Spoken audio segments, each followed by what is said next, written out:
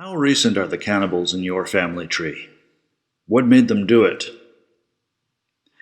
The message today is from 2 Kings chapter 6 and 7, and I'm just going to put a content warning right now. It contains graphic descriptions of late Bronze Age siege warfare, and if you're sensitive to such things, or you have little kids, this might not be the best Bible story for you today. I don't mind if my kids see it, so you decide. These are desperate times for some of us. People keep asking me if current events indicate that this is the end or the beginning of the end. And my answer is always, maybe. It's best to assume that it is, because even if it's not, it could be the end for you. Either way, the next thing you see is the face of God. And I can't speak for you, but if that happens to me, I want to make sure I have clear communication and relationship with the Lord as much as possible beforehand. Knowing, of course, that being ready to go or being right with God is a gift that comes through Jesus. A lot of people have gone through serious stress these days, and with that in mind, I wanted to look at this particular story specifically because it's so horrible and because it shows that God's care comes through in times like ours or even worse times than ours. This is from 2 Kings chapter 6. It came about after this that Ben-Hadad, king of Aram, gathered all his army and went up and besieged Samaria. Maybe you know about sieges in ages past. An army keeps anyone from coming into or out of a city in hopes of starving them. In our time, we can more easily stockpile food than they could. It's harder to pull off a siege. Back then, except for some kinds of grain food, you'd run out of things to eat very quickly. And if all you have is coarsely ground cereal, you might run into nutritional problems right away. Now, Samaria is the capital of the 10 tribes of Israel at this time. They had separated from Judah and Benjamin after the reign of Solomon. They had a lot of bad kings and a lot of conflict with surrounding nations, all revolving around false and or corrupted worship. This isn't the first or last time Samaria will face the Arameans, but it is a particularly bad one. The Bible says there was a great famine in Samaria, and behold, they besieged it until a donkey's head was sold for 80 shekels of silver, and a fourth of a cob of dove's dung for 5 shekels of silver. That's a lot of money, and these are not normal grocery items. I actually looked up recipes for donkey head on the internet and couldn't find anything. I learned that donkey meat is very tough and has to be prepared in a way that takes several days in order to be edible. I guess they eat donkey in Central Europe sometimes. And I found recipes for brains, but I'm not going to provide a link to that either. If you're grossed out, bear in mind that the people of Israel would never eat donkey under the best of circumstances, if for no other reason than it was an unclean animal, and frankly more valuable as transportation and as a work animal than as food. And of course the head would be the hardest to do anything with.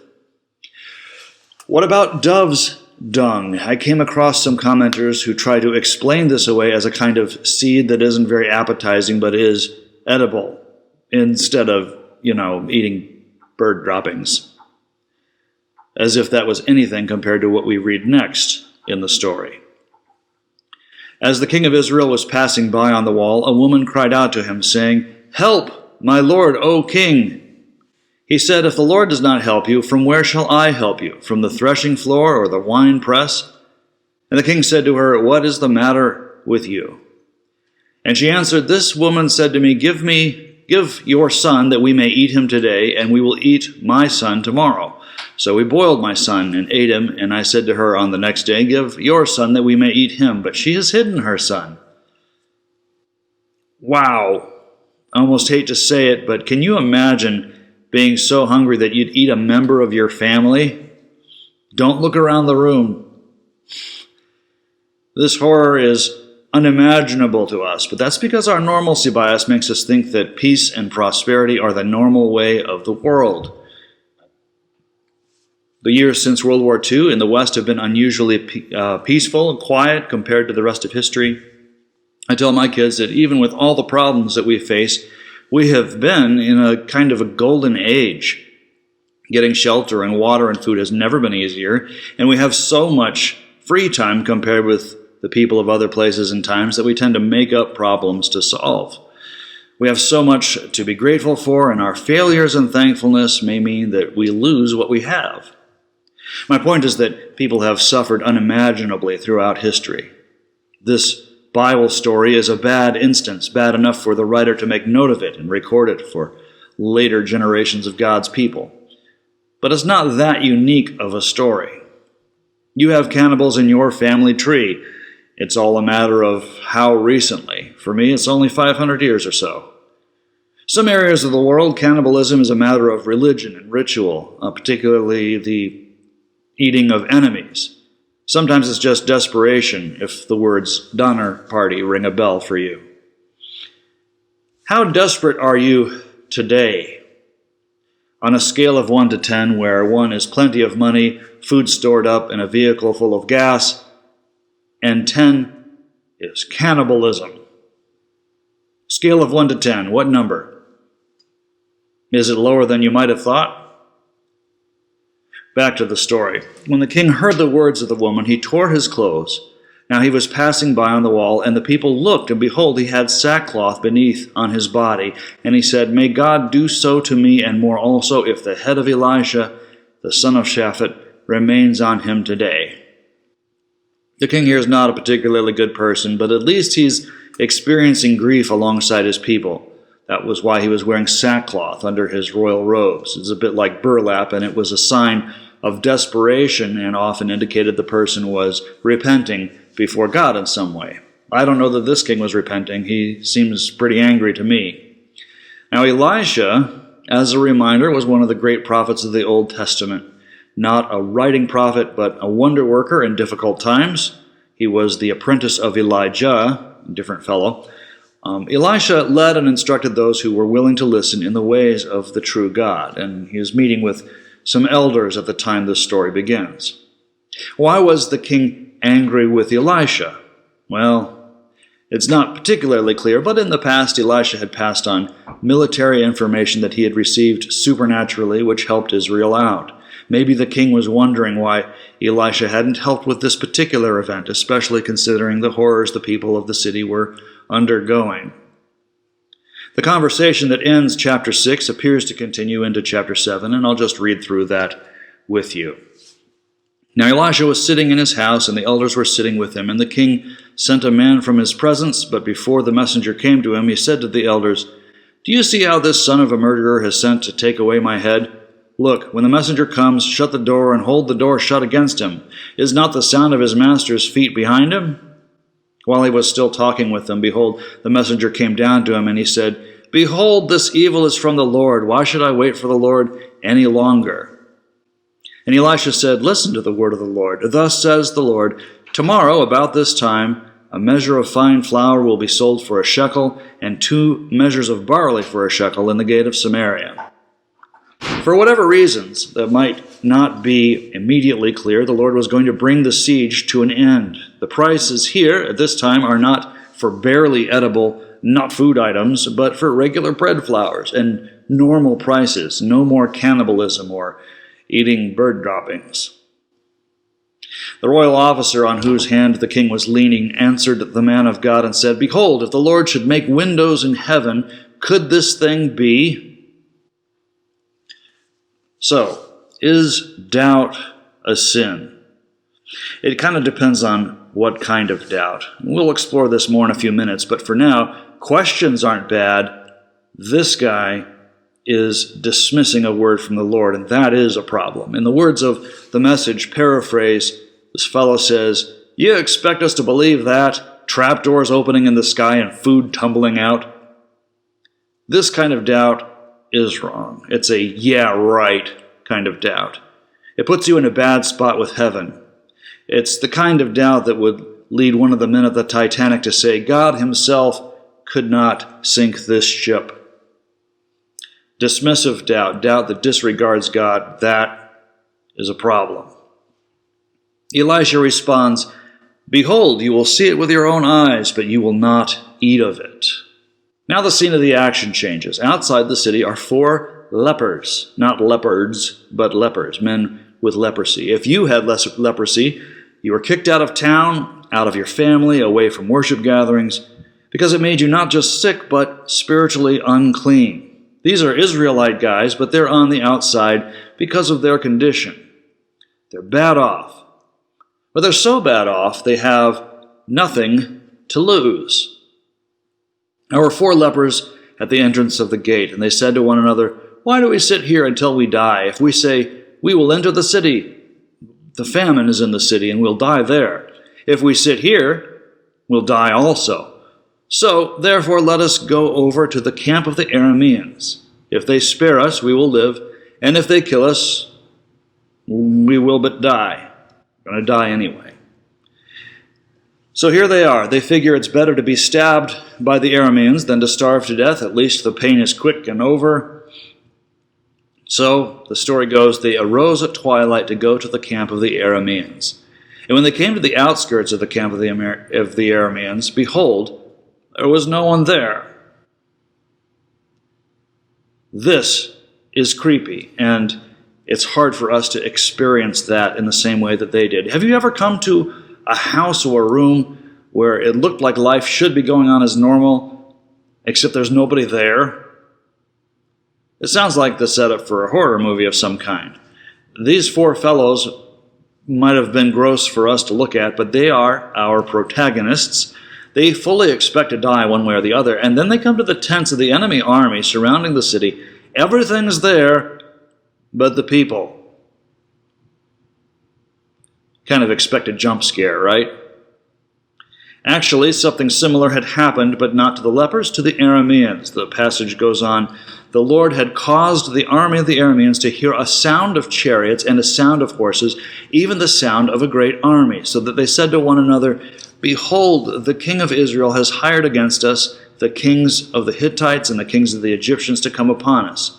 Therefore they arose and fled in the twilight and left their tents and their horses and their donkeys, even the camp just as it was, and fled for their lives." Hence the empty tents found by these lepers. And if you were one of the lepers, what would you do? Would you be afraid that the camp was cursed somehow? Well, again, nothing to lose. What's worse than having leprosy and starving to death? I picture them entering a tent, the light falling through the door onto a table set for breakfast, the food untouched, and they hardly hesitate but start shoving food into their mouths, hardly chewing. If you're starving, this is medically unwise. It's likely to come right back up again. But they didn't care. It wasn't just food that they found either. When these lepers came to the outskirts of the camp, they entered one tent and ate and drank and carried from there silver and gold and clothes and went and hid them. And they returned and entered another tent and carried from there also and went and hid them. Buried treasure is a bit of a trope in modern storytelling, but that's because people actually used to do this before modern banking. Or gathering money and hiding it, depositing it in a dirt bank or something. In the middle of their plundering, these guys get an attack of conscience. And the story goes, they said to one another, "We're not doing right. This day is a day of good news, but we're keeping silent. If we wait until morning light, punishment will overtake us. Now therefore come, let us go and tell the king's household." So they came and called to the gatekeepers of the city, and they told them, saying, "We came to the camp of the Arameans, and behold, there was no one there, nor the voice of man, only the horses tied, and the donkeys tied, and the tents just as they were." I wonder what the guards thought. Had they seen these fellows outside the wall before the siege? Was their skin condition worse than before?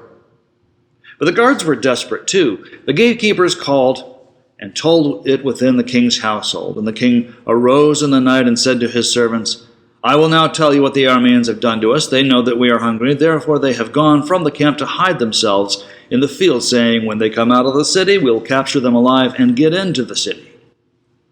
This is a known tactic, a similar one even Israel had used in years past. One of his servants said, "Please let some men take 5 of the horses which remain, which are left in the city. Behold, they will be in any case like all the multitude of Israel who are left in it. Behold, they will be in any case like all the multitude of Israel who have already perished, so let us send and see. They therefore took 2 chariots with horses. The king sent after the army of the Arameans, saying, Go and see. They went after them to the Jordan, and behold, all the way was full of clothes and equipment which the Arameans had thrown away in their haste. Then the messengers returned and told the king. So now we're back to doubt. There are 2 kinds of doubt. There's doubt that is still facing God, turning towards God, so to speak. And then there's doubt that dismisses God.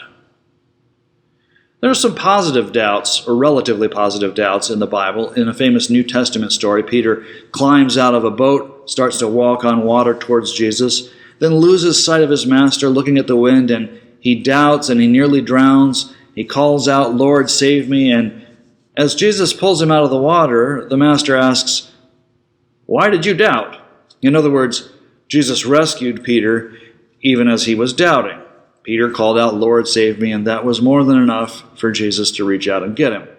After the crucifixion, Thomas, so-called doubting Thomas, wanted to believe that Jesus had come back from the dead, but he couldn't make himself believe it, to enter into that faith until he touched Jesus physically. Back in the Old Testament, Gideon had plenty of doubts over and over again, and for all his character flaws, at least with those doubts, he was bringing them to the Lord to solve. These are, let's call them loyal doubts. They're doubts that say, I don't get what God is up to. I don't understand why I'm suffering. It looks like there's contradictions here. There's problems only God can solve, but I'm going to trust God even if I don't get it, even if I don't understand. I'm going to stay on his side, even if it doesn't make sense, and even if God doesn't do what I want. The king, angry and dismissive though he was, believed the lepers enough to send men to check it out. The dismissive doubt, the disloyal doubt, this is what we want to run away from. This leads to spiritual death, just as it led to physical death for the royal officer who had earlier dismissed the prophet's message with, You expect us to believe that? Here's what it says. The people went out and plundered the camp of the Arameans. Then a measure of fine flour was sold for a shekel, and 2 measures of barley for a shekel, according to the word of the Lord. Now the king appointed the royal officer on whose hand he had leaned to have charge of the gate. But the people trampled on him at the gate, and he died, just as the man of God had said, who spoke when the king came down to him. It happened just as the man of God had spoken to the king, saying, 2 measures of barley for a shekel, and a measure of fine flour for a shekel will be sold tomorrow, about this time at the gate of Samaria. So, how do we sum up the story? There's still some difficulties here. Why did God wait until the people of Samaria were resorting to cannibalism before rescuing them? The story doesn't say, only that God did indeed rescue his people, unexpectedly, in a way they never could have predicted.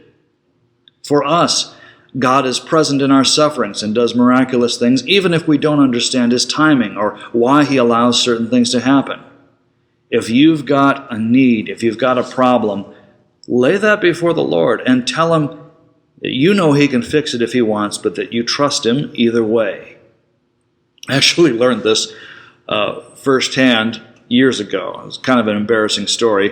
I was participating in a special prayer service for a friend of a friend, a woman who was dying of cancer. It was medically hopeless, and I'm embarrassed to say that my prayer reflected that. It wasn't quite, Lord, we want you to heal her, but we know you're not going to. But it was almost that bad.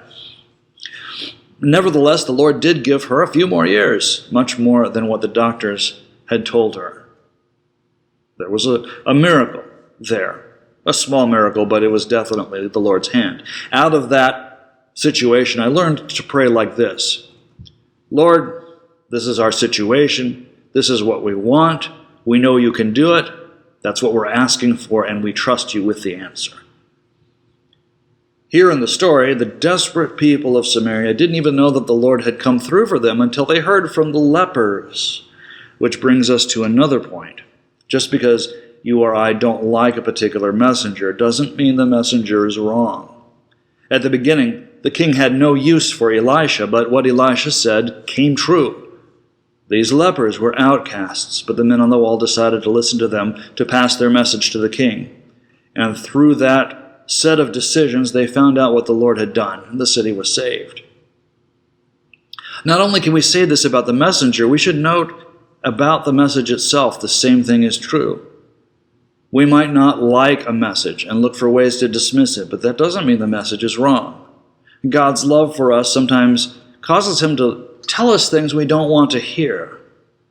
And if I dismiss what he says with a hand wave, or a reasonable excuse, then I'd better beware. The king's servant, Mr. "You expect us to believe that?"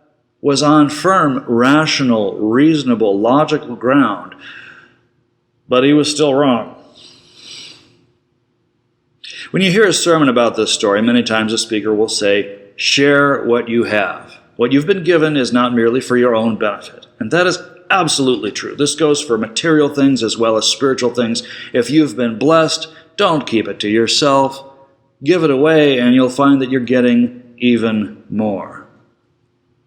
But to me, the key moment of this story is when the lepers decide they might as well approach the camp of the enemy. They had nothing to lose, so they ventured into the unknown. They knew that they might die, but they also knew they were going to die anyway. Here's what's up. You have nothing to lose either. All we think that we have is going to pass away anyhow. We have been living under the illusion that the things we have, from our possessions to our government, to our nation, to our civilization, that all these things were permanent, but they're not permanent.